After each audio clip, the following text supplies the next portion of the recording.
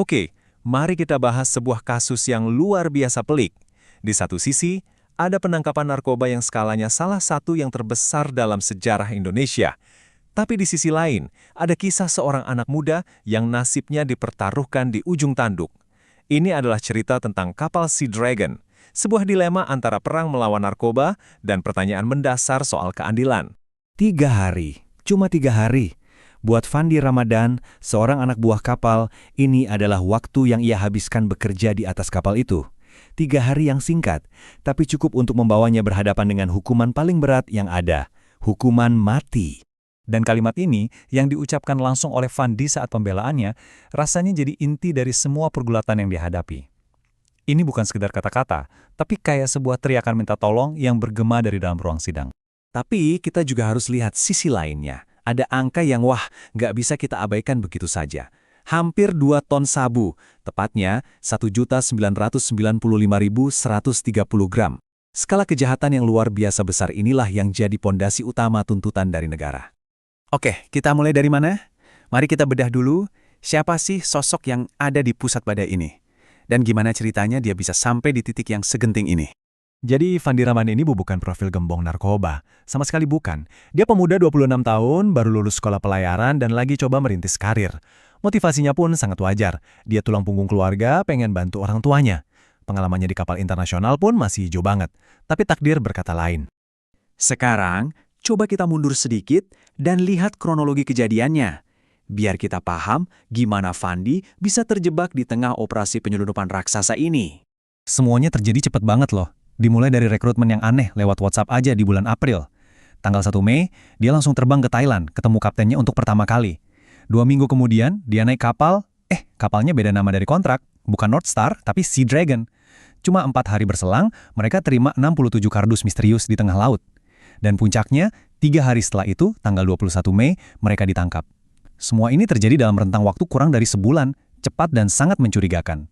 Nah, kalau kita lihat lagi, sebenarnya kasus ini tuh penuh dengan red flag atau tanda bahaya dari awal. Nama kapalnya beda, rekrutmennya nggak resmi, serah terima barang di tengah laut, bukan di pelabuhan, sampai ada perintah aneh buat buang bendera kapal.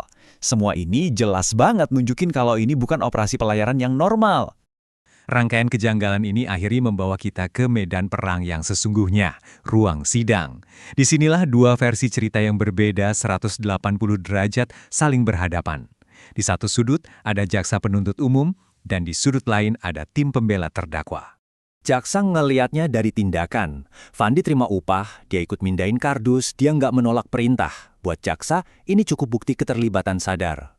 Sebaliknya, pembela fokus ke niat atau mens rea. Mereka bilang, tunggu dulu, Fandi ini orang baru. Dia ditipu soal isi kardus, dan sebagai anak buah kapal, dia cuma menjalankan perintah atasan. Dua sudut pandang yang sama sekali berbeda. Dan ini membawa kita ke titik yang paling krusial. Gimana hukum melihat kasus ini?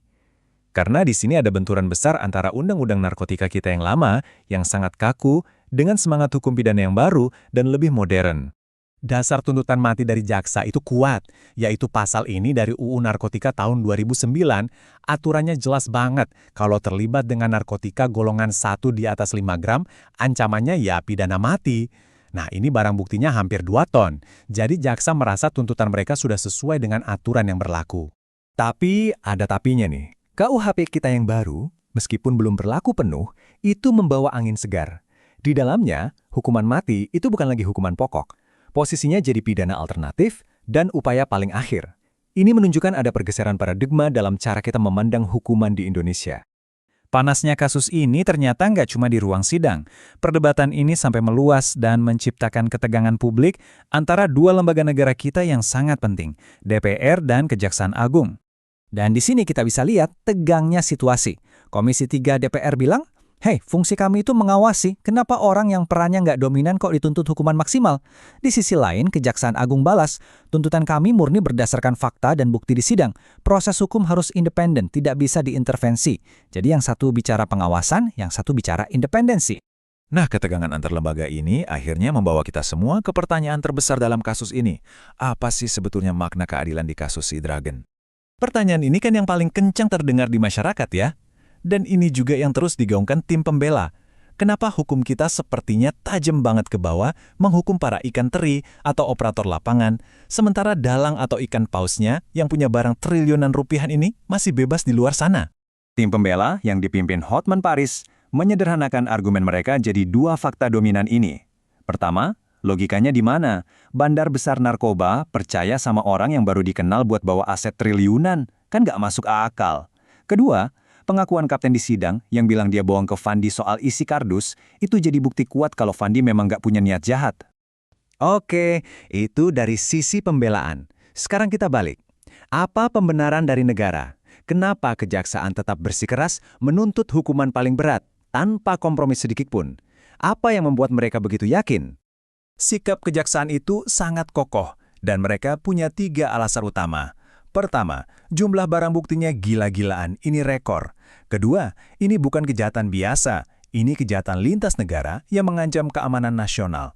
Dan ketiga, yang paling penting buat mereka, berdasarkan semua bukti dan saksi di persidangan, mereka yakin semua terdakwa tahu betul apa yang mereka lakukan.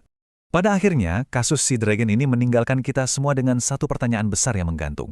Di tengah semangat perang total melawan narkoba, yang tentu harus kita dukung, bagaimana caranya kita bisa memastikan bahwa prinsip keadilan yang paling fundamental, yaitu membedakan peran, niat, dan tingkat kesalahan, tidak ikut terkubur? Sebuah pertanyaan yang jawabannya akan sangat menentukan wajah hukum kita ke depan.